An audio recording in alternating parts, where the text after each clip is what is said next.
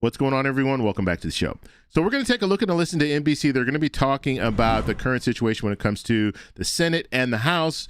Do Democrats have an opportunity to take back the House and the Senate? That's what we're going to be focusing on in this video. But first off, you guys can do me a favor. Please like the video. If you're watching this video and you want to see more content like this, please consider subscribing to the channel. So I want to make a quick pitch here. If you guys are liking the content on my channel, make sure you go over and join my Substack. It's free. And on my Substack, you're going to get articles that are based on some of the videos that I've posted, as well as every video that I post on YouTube, I also post it on Substack, and Substack will send you an email notification so you'll never miss any of my videos. Link is in the description. Okay, let's go ahead and take a look. Here we go. Today marks 100 days until the midterm elections. At stake, control of Congress. Will the war in Iran and its impact on the economy hurt Republicans' chances of holding on to power? Can Democrats flip the House and Senate, even as a fight rages within the party over its future? Joining me for a look at all of it, NBC News Chief Data Analyst Steve Kornacki. Steve, good morning. Thank you for being here. So much we're watching with 100 days to go. Yeah, the countdown really is on. Let's put in perspective the landscape here. The bottom line number for Trump, this is an average of all the polls right now.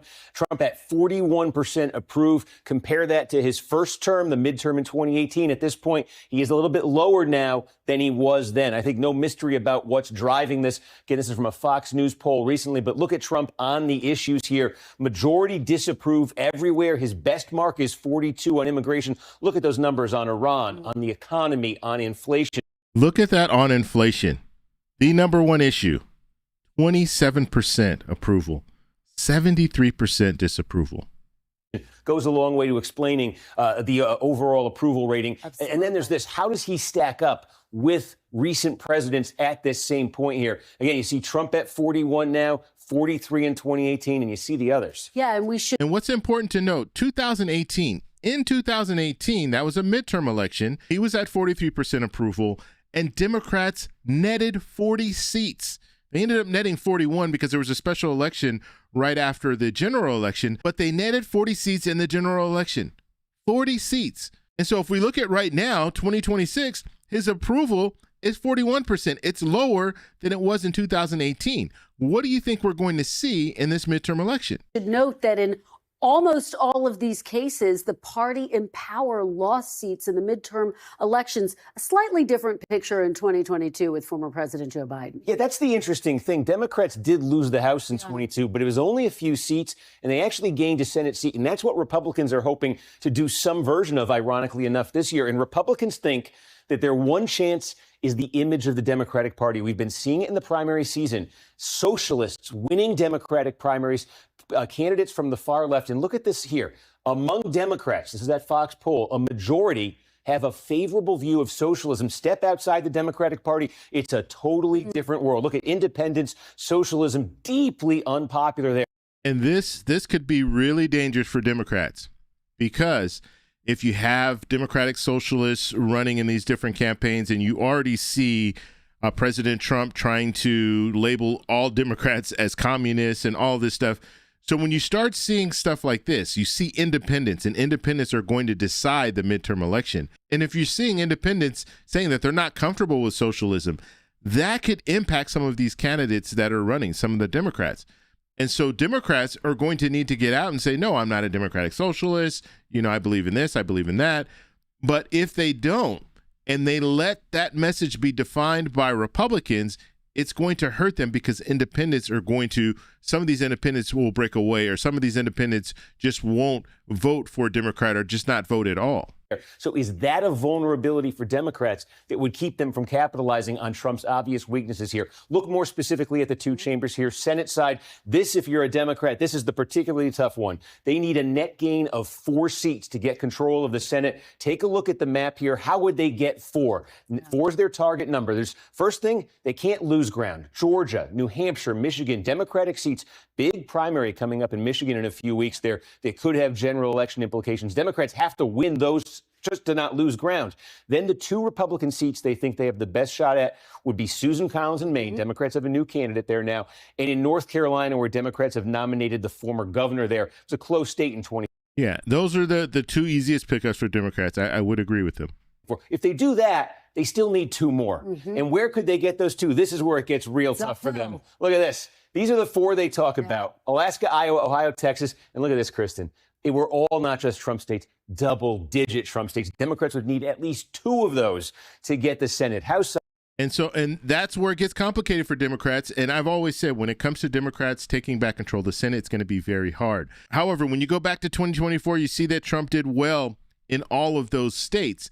But things have changed and voters have changed. And we've seen that in the special elections. We've seen Democrats outperforming Republicans in special election after special election. And so places like Texas, places like Alaska, these are 2 states, even Ohio, we're seeing the race very close between Democrats and Republicans for the Senate. And that's because Democrats have been able to gain ground. Looking at Tallarico in Texas, I think Tallarico has a good shot at winning in Texas.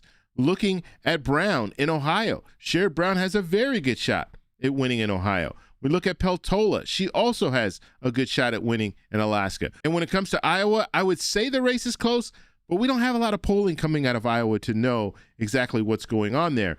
But the other 3 states, I would say Democrats have a shot at winning. And remember, out of these 4, Democrats need to win 2 of those. Again, this one's more manageable for Democrats. That's the current balance, some vacancies. They only need a gain of a few seats to flip it. It wouldn't take that big of a night. 2 bellwether tests on the Republican side. Mike Lawler, New York. You see this, one of the few House Republicans in a district that Trump lost. Is he able to hold on in a climate like this? If he does, that could bode well for Republican chances. Flip side of this, Texas, Democratic incumbent Vicente Gonzalez. Remember, they redrew the lines, Republicans did in Texas, to take advantage here. This is Deep South Texas, of those Hispanic gains Trump made in 2024. This district would have gone for Trump now by 11 points. If Gonzalez is able to survive here, it would say those Hispanic gains, maybe they're not translating past 24 for Republicans. Maybe they're not transferring to other candidates. And of course, hanging over all of this is the big X factor, the war with Iran. And you can see it here, a new poll from Politico. Basically 2/3, 36 plus 29, 65% saying the war shouldn't continue or only if costs to Americans don't increase. But here's what really stands out, Kristen, the MAGA Republican base. It's now 56% who share that opinion here. Go back a couple months, that number was only 29 and 12. That number was only 41, from 41 to 56. And the president. Wow, so that is a big problem for Republicans. You see that the MAGA voter, now, when we're talking about the war, they want this war to be over. They don't think we should be there. Whereas we go back a few months in May, it was 50-50 when it comes to MAGA voters. And so this is one of the issues that Republicans are going to struggle with. And that's why I was talking about this a few days ago, where you have some of the experts, some of the managers when it comes to the Republican campaigns. They're saying you need to distance yourself away, telling the candidates to distance themselves away from this whole war and the current administration's, the way they want to move with this war. And the reason for that is because it's just not popular. It's not popular among Democrats, independents, Republicans. Base. This is significant because this is really one of the first times we've seen erosion in President Trump's MAGA base. Absolutely. And volatility, still months to go before the election. And so what do you guys think about that? I want you guys to let me know in the comments below. Do you think the Democrats are going to be able to win the House and potentially win the Senate? Let me know down below. If you like this video, please give me a thumbs up. Please subscribe for more. And remember, stay informed, stay engaged, and I'll talk to you in the next one. Bye. So that's all we have for this video. Make sure if you guys want to send me an email, you can do that, david@thetecshow.com. Like the video, subscribe for more, and check out these videos over here for some more great content. Talk to you later. Bye.